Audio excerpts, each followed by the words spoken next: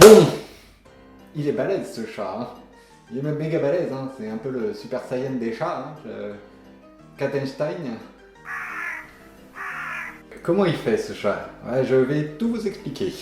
D'abord, pourquoi? Les chats sont naturellement attirés par les eaux vives en fait. Régulièrement, vous les voyez qui demandent à boire au robinet ou des choses comme ça, et c'est parfaitement naturel. Dans la nature, en effet, les eaux vives, c'est des eaux qui sont plus propres. Donc c'est normal que les animaux soient attirés vers les eaux vives, parce que ils tombent moins malades quand ils boivent dans des eaux vives, tout simplement. À la maison, c'est pareil. Le chat va être attiré dès que vous ouvrez les robinets, et potentiellement, les fabricants de fontaines à eau ont tout compris aussi à la psychologie des chats, parce que ça correspond parfaitement à leurs besoins, avec une eau qui coule et qui les attire naturellement.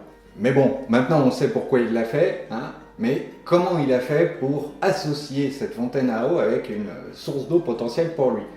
C'est-à-dire que rendez-vous compte, le fait d'appuyer sur un bouton et de déclencher la sortie de l'eau à un autre endroit, c'est pas du tout évident pour un chat, hein. Dans la nature, il n'y a pas de bouton pour avoir de l'eau.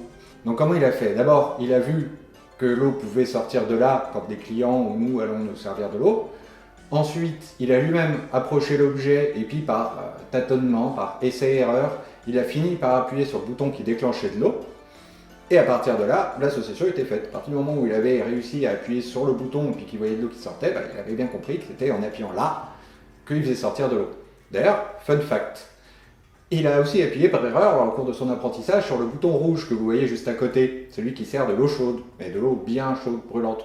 Et au départ, il s'est fait avoir. Et pendant 2-3 mois après avoir, par erreur, s'être brûlé sur le bouton rouge, il testait avec sa patte avant, quand il faisait couler de l'eau, pour être sûr et certain qu'elle soit bien froide avant de boire. Et maintenant, il sait parfaitement faire la différence entre les deux boutons. Il n'appuie que sur le bouton qui donne de l'eau froide. Et sachez que c'est extrêmement rare chez les chats. Tous les chats ne sont pas capables d'apprendre ça. Tigrou est un chat très intelligent qui est dans un environnement hyper stimulant qui lui propose énormément d'apprentissage et qu'il aille aller jusque-là tout seul sans que personne lui ait montré. Il a appris ça vraiment tout seul.